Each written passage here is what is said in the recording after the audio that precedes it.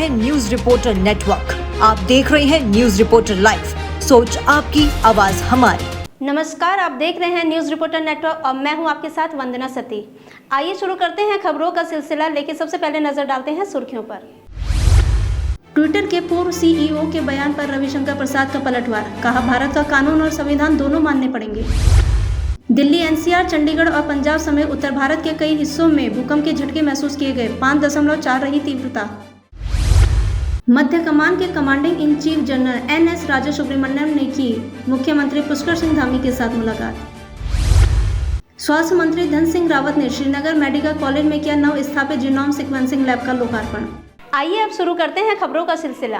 Twitter के पूर्व CEO Jack dorsi के भारत के दबाव वाले दावे पर भाजपा नेता रविशंकर प्रसाद ने कहा है कि ट्विटर के लोग उस समय भारत का संविधान और कानून नहीं मानते थे। भारत में सारे सोशल मीडिया का पूरा सम्मान है। भारत एक लोकतंत्र है, लेकिन भारत का कानून मानना पड़ेगा, भारत का संविधान मानना पड़ेगा।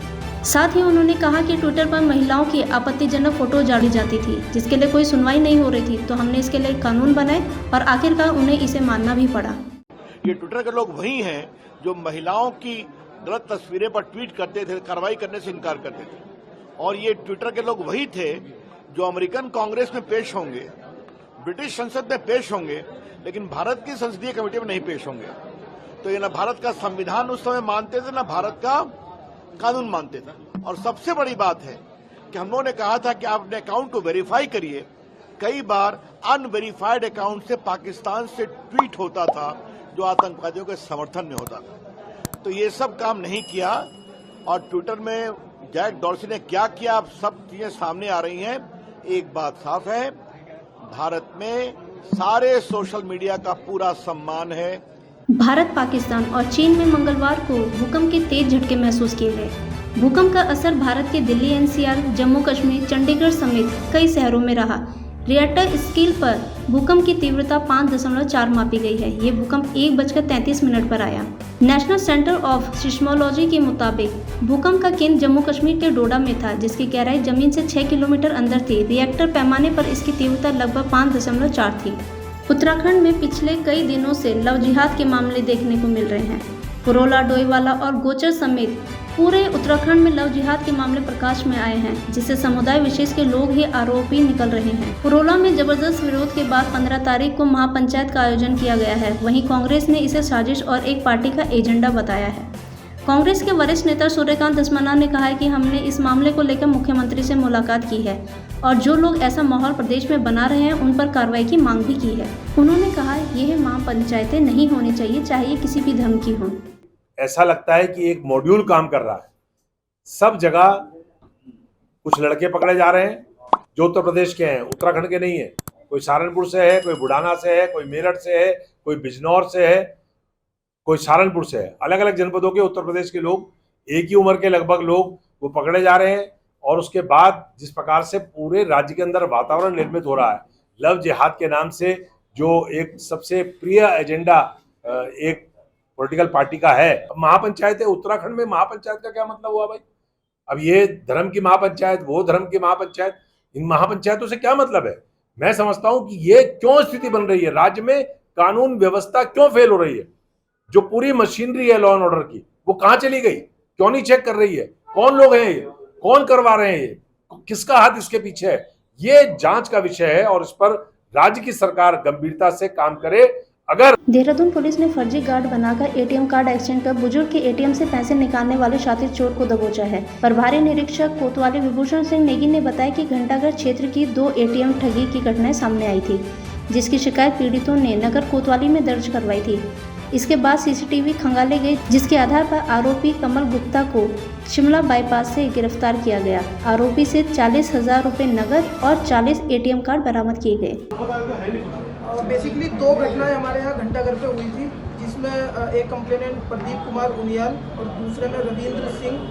एक घटना जो है वो 30/4/2023 की है, दूसरी 10/6/2023 की है। इनके द्वारा बताया गया कि इनके एटीएम को एक्सचेंज करके किसी ने जो है इनके अकाउंट से जो है एटीएम से पैसे निकाल लिए। तो इसके संदर्भ में 2 मुकदमे पंजीकृत किए गए थाना कोतवाली में।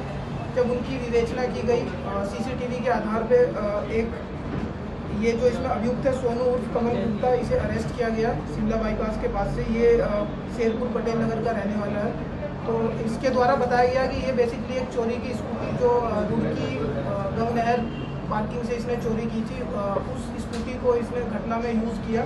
और ये जनरली एटीएम के वहाँ आता था, ये अपने आप को गार्ड बताकर जो भी लोग जिन्हें थोड़ी सी दिक्कत होती थी निकालने में, उनकी हेल्प करने के नाम में जो है उस दौरान ये एटीएम एक्सचेंज कर लेता था। उनका पिन इसे पता चल जाता था और उन्हें ये कोई दूसरा सिम कार्ड देके उनका सिम कार्ड ले जाके कहीं दूसरे एटीएम से जो है पैसे निकाल लेता था। तो इस तरीके से इसका आपराधिक इतिहास भी, इस पर टोटल 5 मुकदमे हैं और इससे जो है 50,000 रुपये हमने बरामद किए, 40 लगभग एटीएम कार्ड और जो चोरी की स्कूटी जो रुड़की गंग नहर क्षेत्र से इसने जो है उठाई थी वो, और इसका अपना जो फ़ोन जो इसने घटना में प्रयुक्त किया था। तो इस तरीके से इसे जो है आज हमारी टीम ने अरेस्ट किया है।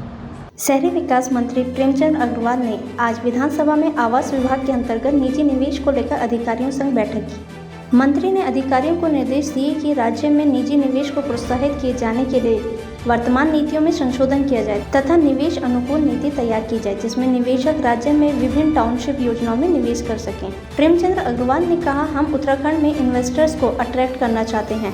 निजी निवेश से लोगों को अपने क्षेत्र में ही रोजगार मिलेगा। खास विषय ये है कि हमारे उत्तराखंड के अंदर अब आप ये मान के चलिए कि बहुत से लोग देश भर के आना चाहते हैं और आना ही नहीं चाहते, वो चाहते हैं कि हम यहाँ कुछ इन्वेस्ट करें।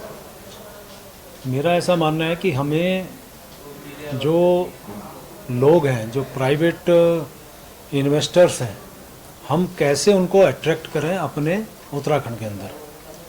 मेरा मकसद मुख्य रूप से क्या है कि जो भी इस प्रकार के प्राइवेट इन्वेस्टर्स जब आएंगे, यदि माना वो हमारे यहाँ किसी भी प्रकार का कोई रियल एस्टेट का काम करेंगे, माना वो होटल्स बनाएंगे, माना वो कोई हॉस्पिटल्स बनाएंगे या इस प्रकार के जो भी काम करेंगे, तो मेरा व्यक्तिगत मानना है कि उससे हमें राजस्व की बहुत ज़्यादा प्राप्ति होगी, एम्प्लॉयमेंट मिलेगा, बहुत सी फैसिलिटीज़ वहाँ पे होंगी।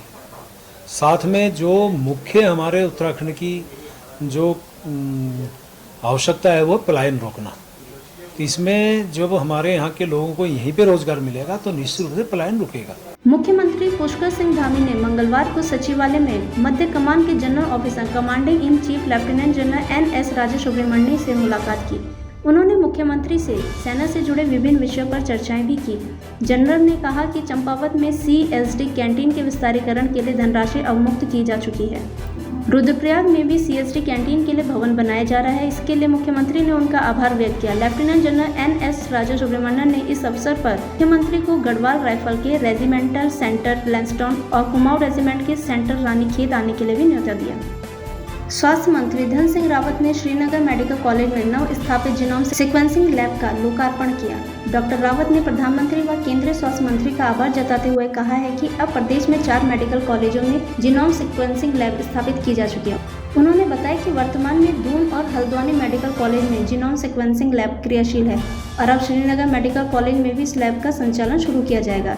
शीघ्र ही अल्मोड़ा मेडिकल कॉलेज में भी लैब का विधिवत शुभारंभ किया जाएगा। मेडिकल कॉलेजों में जीनोम सीक्वेंसिंग लैब की स्थापना हो जाने से कोविड सहित अन्य महामारी एवं जटिल रोगों की आसानी से जांच संभव हो सकेगी। देहरादून समेत पूरे उत्तराखंड में अवैध अतिक्रमण के खिलाफ कार्रवाई की जा रही है। देहरादून में नगर निगम PWD MDDA के द्वारा अवैध अतिक्रमण पर कार्रवाई की जा रही है, जिसको लेकर आज CDO देहरादून के द्वारा संबंधित विभागों से अतिक्रमण पर रिपोर्ट मांगी गई थी। CDO झरना कमठान ने बताया कि अतिक्रमण पर लगातार कार्रवाई की जा रही है, जिससे नगर निगम PWD और MDDA के द्वारा अपनी अपनी संपत्तियों से अतिक्रमण हटाया जा रहा है। सभी विभागों से रिपोर्ट मांगी गई है और कल उसकी समीक्षा की जाएगी, जिससे देखा जाएगा कि किस विभाग ने क्या कार्रवाई की है। अगर किसी विभाग की लापरवाही नजर आती है तो उनको कार्रवाई करने के लिए निर्देशित किया जाएगा।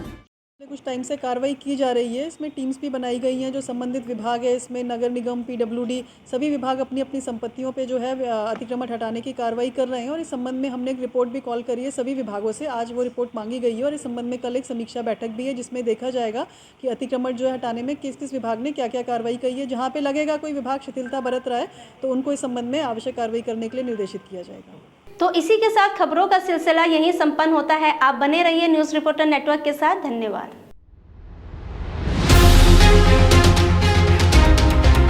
ये है न्यूज रिपोर्टर नेटवर्क। आप देख रहे हैं न्यूज रिपोर्टर लाइव। सोच आपकी, आवाज हमारी।